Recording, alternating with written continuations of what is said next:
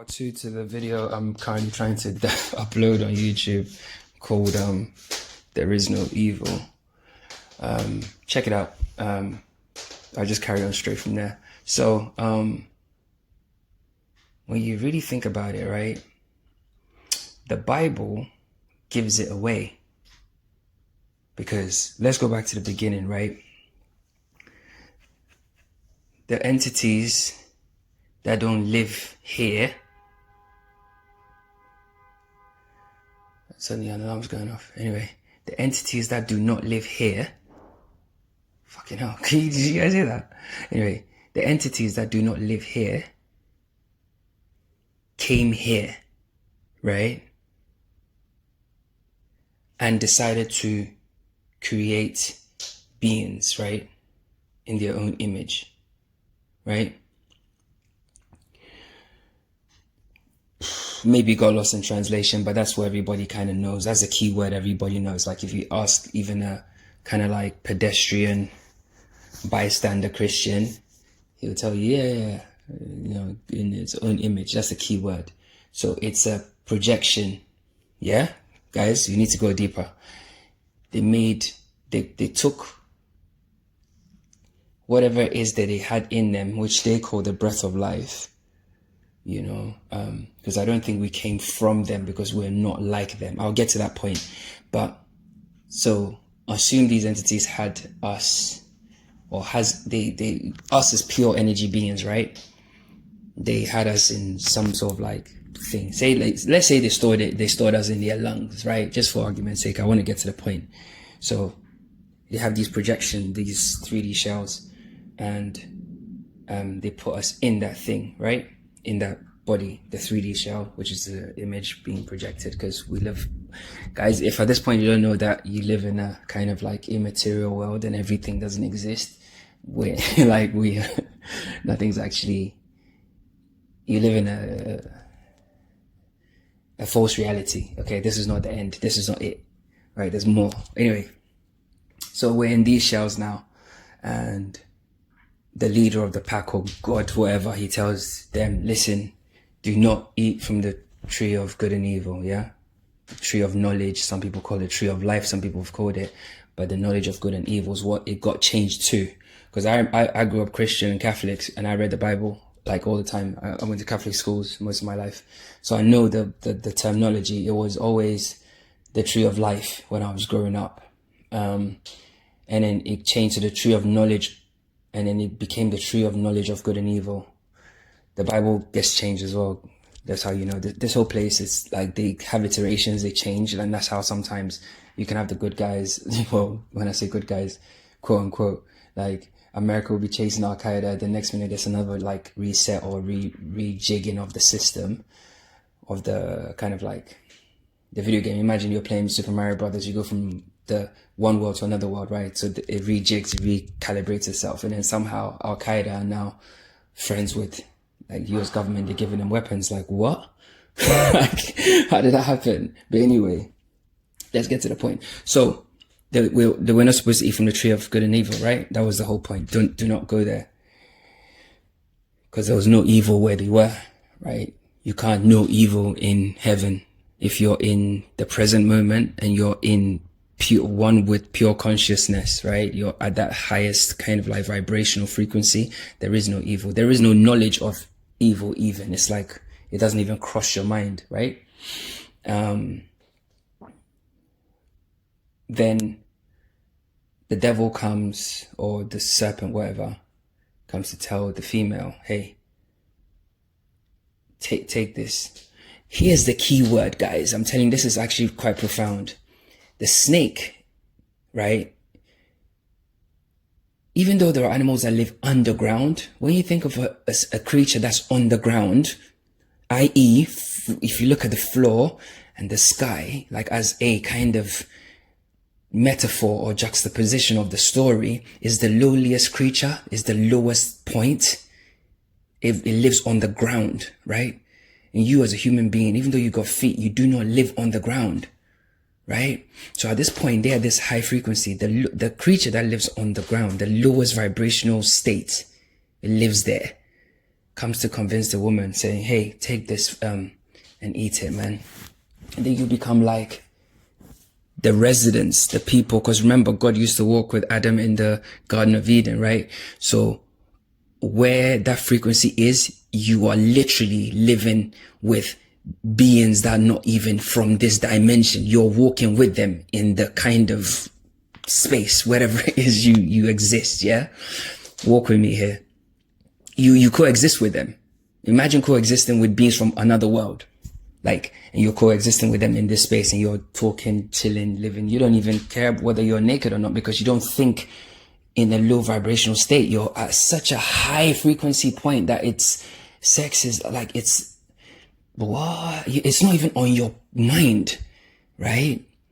Then and that's why they always kind of like juxtapose the whole thing with the serpent was also kind of sexual. There's always like a sexual story to it. It's almost like, and the devil beguiled Eve. That's the word they use in the New Bible, beguiled. And beguiled, if you look at the root word, or the root words that kind of like lend to this word, or the words they've used in the past, it's always very kind of like, she was helpless, and this guy this Lothario serpent just came and just swept her off her feet and made her do something that she didn't want to do, right? And that's why there's different stories and offshoots of this story and the way the sexual dynamics, right? But that's another story for another day. So he beguiled her. He kind of like convinced her, like almost in a sexual way, because even if you look at the Renaissance, like the devil's always presented in that kind of it's almost like there's an intimacy, like he's all wrapped around her and trying. Do you see what I'm trying to say? So, and that's all kind of metaphor for the place where it wanted to take them. You get it? So what happens next? Eve has the fruit, right? And she realized, and she gives it to the guy. They now realize that they're naked. The whole vibration changes from the story. I've read the Bible multiple times, so I'm telling you exactly, like you can go read it yourself. Like you would see this change in energies. Like now suddenly they're hiding. So they're hiding from the beings from the other world. They're hiding themselves in this great garden where there's abundance and there's everything. This is infinite.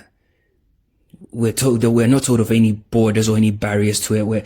We can only assume that it's the perfect place. They had everything they ever needed and wanted. It was right there, right? This high frequency. So as God comes in the garden, they run away, which basically means that they now recognize their lowliness. They see the filth on them. They see the filth in them. Yeah. See the vibe?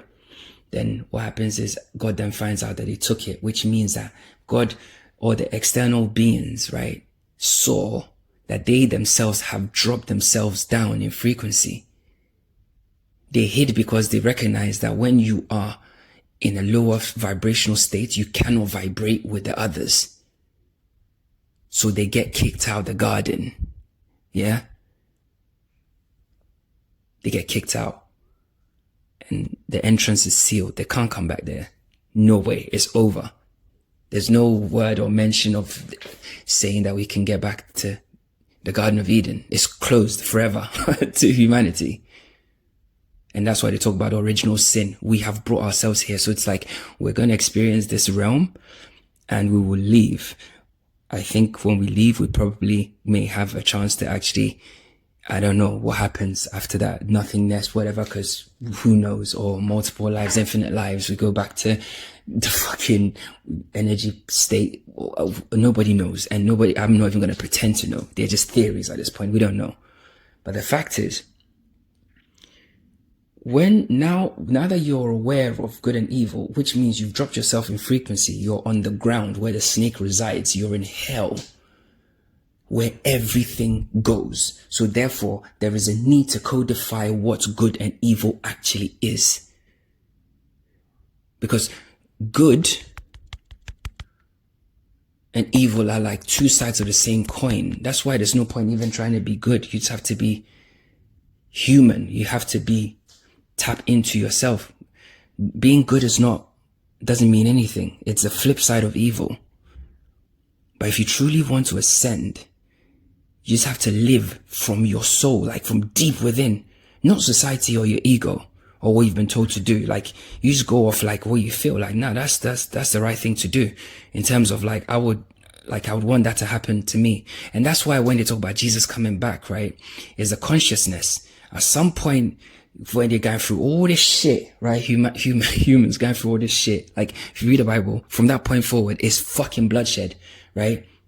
Cain and Abel, fucking, this group is fighting that group is fighting this group, that group is killing them, David is killing Goliath, Samson is killing the whatever group, and, you know, Delilah, there's betrayal, there's like fucking all sorts, yeah? Abraham, go and kill your child, infanticide, like there's all types of crazy shit, because now they're in a realm where the God of that realm is not, like, do you see, they've dropped down so low that, like, where they are, it has a different kind of way even the gods of that place, it's like they're bloodthirsty. That's why you read the Old Testament and it's like, the God is bloodthirsty, he wants blood and shit like that, right? Go and kill this group, go and kill everybody, kill their horses, kill the men, kill everybody, the women, like, it's insane, right? It carries on non-stop. Then Jesus comes, right? But Jesus is just Christ consciousness, it's higher level consciousness. He came back and he showed everyone, yo, do what you do to others to yourself, like, just live off that code. Like, he's like the Matrix kind of glitch. He's like, bro, I don't know whether he existed or not, because the whole Bible is just it's the code. It's like you're playing Zelda and you're talking to somebody and you're like, here's this book, go and read it. You understand the fucking, there's a map to the fucking place. But here's the thing. Now, once you get a bit deeper, now you start to see, okay, this guy is showing us how to be where we can actually ascend the lower states and ascend into a higher state of being, where you can literally walk on water. You can literally put your hand on a dead person and they'll wake up, because at that point you're operating as energy, pure energy, bro. You are like electricity. You can jumpstart somebody's heart, like they'll wake up. You can literally bring things into fruition from your mind. You can silence the fucking storm, right? That's your powers will be activated, bro. And this is not a joke. We have superpowers. If you don't know this, turn off this video right now, because I'm not talking to you. Like, we are literal superhumans, bro. I don't know, maybe there are NPCs, but once you tap into this shit, that's all it is. You need to go to a higher frequency. Once you look into the higher frequency, bro, you're there. It's a home run for you then. You can walk on water. Yes, there will be trials and tribulations. Jesus got angry, right? There will be temptations. The devil fucking tested him when he went to pray on that mountain for 40 days and 40 nights. The devil basically was like, bro, come down. Listen to the codes again. He was on top of a mountain. So he was high from the ground.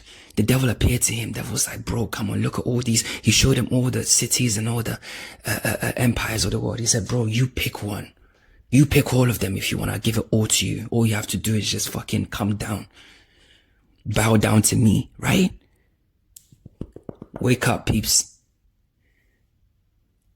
It's the realm itself is the devil, bro. You understand? The realm itself, the media, the government, the police, the military, bro, there's no separation. It's a hydra. It's a multifaceted, multi-headed demon. That's it, bro. So he did that to Jesus, told Jesus, come down. Jesus said, nah, I'm good.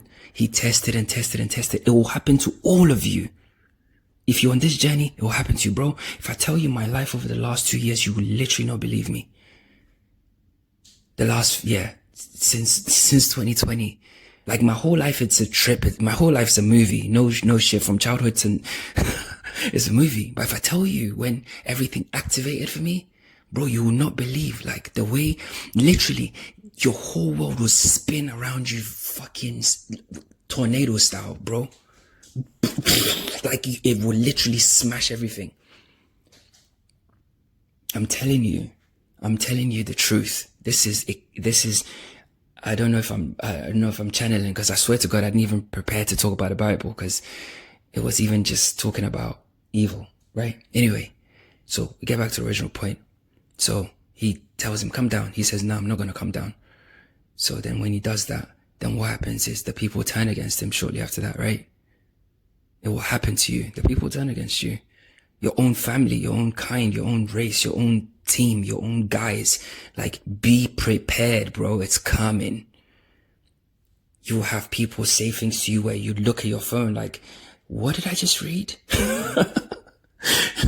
You have people switch on you and you just be sitting there like, wait, what? What? You literally can't understand it. Because what you have to recognize is at that point, it's like the whole crabs in the bucket thing. You are ascending. It's a metaphor. They're not going to physically kill you. Because they never said, see, another code word, the Bible, they never said something like, oh, they went there and they murdered him. They never said that. They said crucified him. We talk about crucify in the terms of reputational damage. Tell me I'm lying. The word crucify is always used with reputation.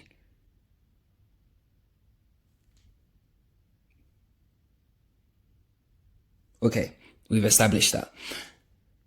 The fact that they used that, and they showed that the only people that will ascend with him, there may be people around you where, like, the low lives, but some of them actually get it. So if you can actually show them the way, show them. Because they're the only people that are gonna, and what did he say to the one when he was dying? He said, you'll be with me in my father's house, right? Even though he was a low life, blah, blah, blah. He had the right consciousness. Even though he was living a life of sin, he did not want to be that. He wanted to ascend. And in fact, when you want to ascend, this is where the whole Bible thing and the reality thing glitches. If you want to ascend, it's just a choice. You have to just say, nah, fuck this shit. Like, I'm not going to be a victim. He could have been on that cross crying, fuck, screaming, what am I going to do? Da, da, da. He could have been doing that. But he was like, nah, you know what? It's cool. I'll just go through this, man, because it's better than being here with you guys, man. Do you see? Do you see the difference? He was willing to follow the one guy. Because he could have probably even asked for mercy and they probably would have let him down. Because they could have stabbed him. They could have just fucking stabbed him. They could have just fucking thrown rocks at their heads. They could have hanged him. They could have chopped their heads off, bro. Crucifixion doesn't even make sense. Oh, and then he pierced his side and he died. Come on, bruv. Shut the fuck up. We know that. We understand. But the pain you go through, again, that's why they talk about the pain in the side, right? The pain you go through is like a spear in your physical 3D body. The pain you will experience from ascension, that's what it feels like. Because the heartbreak, you sometimes physically touch your body and feel it like, rah, that person did that to me. Wow. But it was necessary for you to wake up. Do you understand? And that's the only way you can ascend back to your father's house. It doesn't say you can go back to the garden, but at least you'll be in a higher state of consciousness. Very similar to the garden, but it's not the garden. Do you understand? So that means you can be one with your higher self. Do you get it? Bro, this reality is beautiful and scary at the same time. Do not strive to be good or evil. It's ego. It's bollocks. It's ego. Because evil people even do evil with the same frequency vibration as good people trying to do good.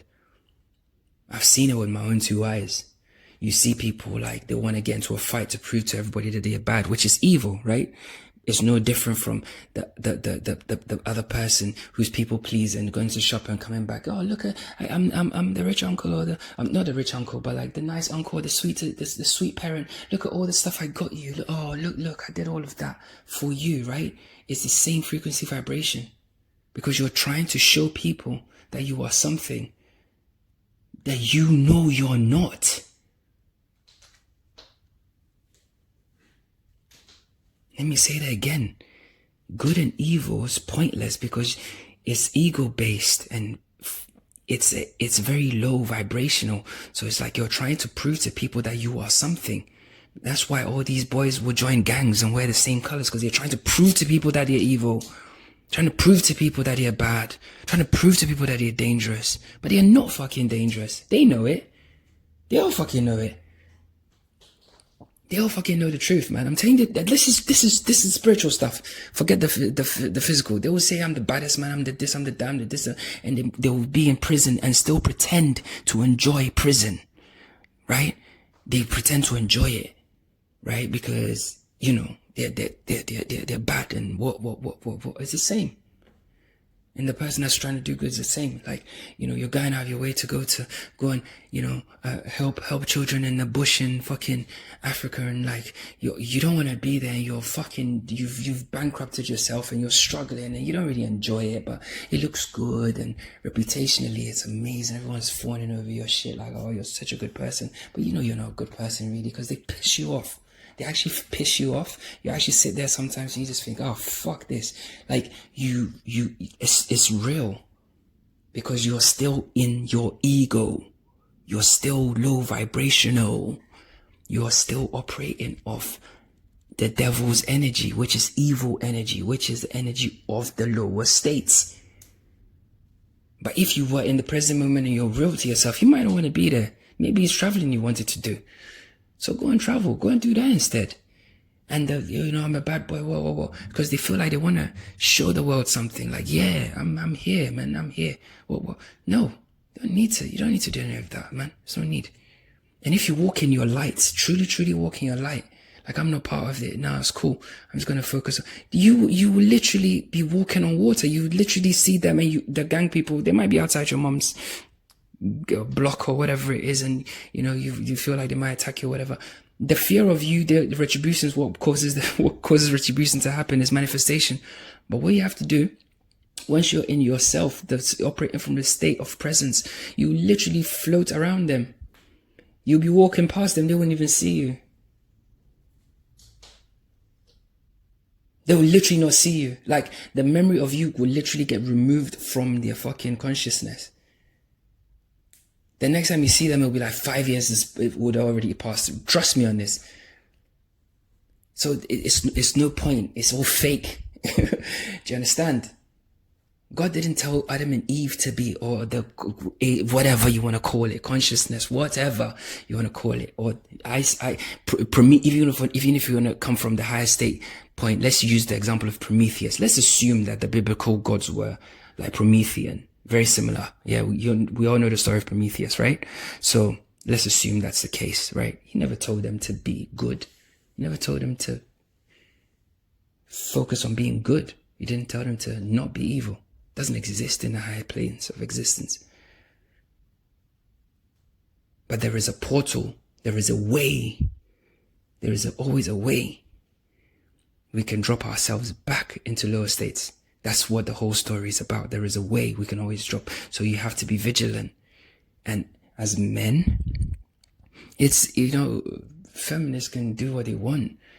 The fact of the matter is, as men, you have to lead your women and lead them so well and train them so well that when things happen, because she is the weak link between you two. When I say weak link, on so many levels, in terms of strength and even on the physical side and whatever. I'm not saying that there are women that are not intelligent, because that's not true. I've met some, and I've seen some really astounding, amazing women that will run rings around people that I hold in high regard as intelligent. So that it's not to do with intellect. It's to do with just the way we're wired. One of us leads and the other one follows. It's just the way it goes. So your leadership has to be on point.